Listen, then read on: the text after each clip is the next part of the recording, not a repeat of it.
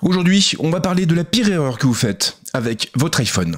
Votre iPhone vous accompagne partout, absolument partout. Vous le prenez dans le RER, vous le prenez dans la voiture, dans le train, dans l'avion, vous l'enfournez dans votre poche, dans votre sac à dos, dans votre valise, vous le prêtez à des amis, vous le récupérez, vous le passez à votre fils, à votre fille, et finalement votre téléphone traîne dans toutes les mains et dans tous les lieux possibles. Et il y a une erreur que vous commettez tous, ou presque.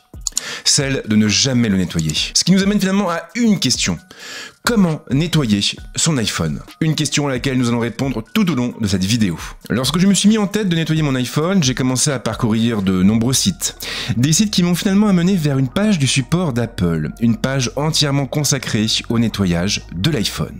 Et oui. Sur cette page, on apprend ainsi qu'il est parfaitement possible de mettre du désinfectant sur un iPhone.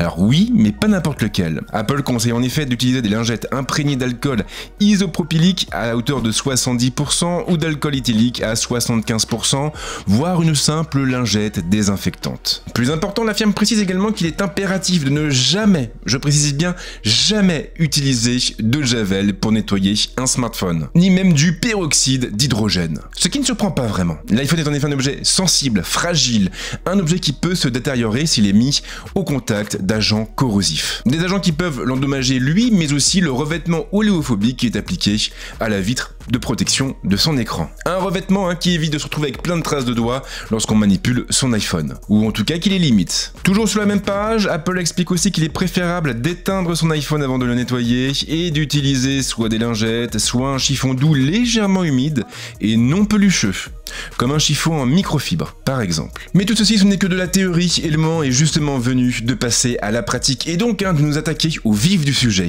à savoir le nettoyage de notre iPhone. Après tout, c'est un petit peu pour ça que vous êtes là, pas vrai? La première chose à faire, ce sera donc d'éteindre l'iPhone, complètement. Et cela tombe sous le sens, mais il faudra aussi le débrancher. Ensuite, nous allons nous attaquer aux connecteurs et aux haut-parleurs pour retirer toutes les saletés qui se sont accumulées. Prenez simplement votre téléphone en main et penchez le connecteur vers le bas. Avec une brosse antistatique, vous allez venir tapoter à l'intérieur du connecteur et des haut-parleurs. Et normalement, vous devriez voir pas mal de saloperies tomber. Mise en garde importante, quoi qu'il arrive, vous ne devez jamais utiliser un objet pointu et ou dur pour nettoyer le connecteur ou les haut-parleurs de l'iPhone. On oublie donc le trombone, l'épingle pour la carte SIM, le couteau ou encore la machette. Si vous utilisez un objet de ce type, alors clairement vous prenez le risque d'endommager sérieusement votre iPhone. Et croyez-moi sur parole, vous ne voulez vraiment pas le casser.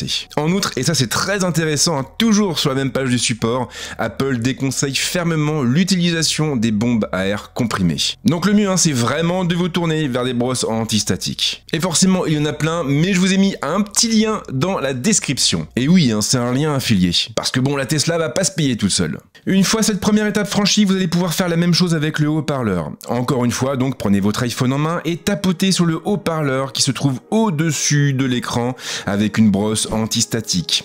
Faites évidemment en sorte de pencher le haut-parleur vers le bas pour que ce soit plus facile, autant profiter de la gravité.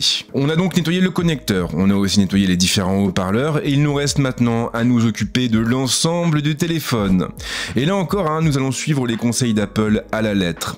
On va donc utiliser des lingettes d'alcool isopropylique à 70%. Alors encore une fois, les références ne manquent pas. En ce qui me concerne, j'ai beaucoup fouillé sur Amazon et j'ai fini par me tourner vers des lingettes produites par une société médicale, et plus précisément une boîte qui s'appelle Optimum Medical. Et ce qui est cool, c'est que ces lingettes, vous allez pouvoir les utiliser pour votre smartphone, mais aussi pour votre clavier, votre souris, votre écran et même vos mimines. Et ça c'est vraiment pratique par les temps qui courent. Et là le maître mot est douceur. Quoi qu'il arrive, n'allez pas trop vite et n'appuyez pas trop fort sur votre iPhone. On prend la lingette, on prend le téléphone fermement en main et on l'essuie doucement avec des petits mouvements circulaires histoire de lui faire plaisir. Alors rassurez-vous, vous n'aurez pas besoin de 10 000 lingettes pour le nettoyer. Généralement une va suffire. Voilà donc toutes les étapes à suivre pour corriger la pire erreur que vous faites avec votre iPhone ou même avec n'importe quel autre smartphone, parce que vous pouvez aussi appliquer les mêmes conseils, la même procédure pour les autres téléphones du marché. Ce qui nous amène finalement à une dernière question. À quelle fréquence faut-il nettoyer son smartphone? Et là finalement ça va être en fonction de vos habitudes et surtout en fonction de ce que vous faites avec votre iPhone. Si vous prenez régulièrement le RER, si derrière vous allez souvent sur des chantiers ou dans des endroits très poussiéreux, je vous recommande de nettoyer votre iPhone au minimum 1 à 2 fois par semaine. En ce qui me concerne, comme je bouge pas trop, je me cantonne à un nettoyage à fond par semaine.